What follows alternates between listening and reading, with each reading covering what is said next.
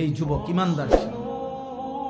33 বছর বয়সী এক যুবক, যে সুনির্দিষ্ট কোন রাজনৈতিক দলের সদস্য ছিল না, যে একাই মেহনত করে গেছে আধিপত্যবাদের বিরুদ্ধে, আগ্রাসনের বিরুদ্ধে, মাতৃভূমির প্রতি ইঞ্চি জমিন হেফাজত করতে চেয়েছে।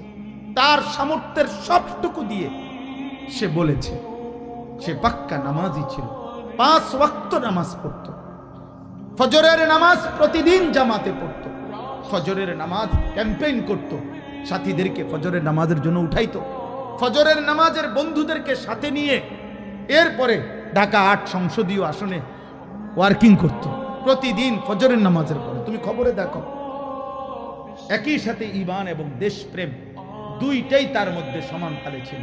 মাতৃভূমির প্রতিও প্রচন্ড টান ছিল, দেশের আজাদি, স্বাধীনতা, সার্বভৌমত্বের প্রতিও তার কলিজা ভরা মহব্বত ছিল, আল্লাহর প্রতিও তার মজবুত ঈমান ছিল।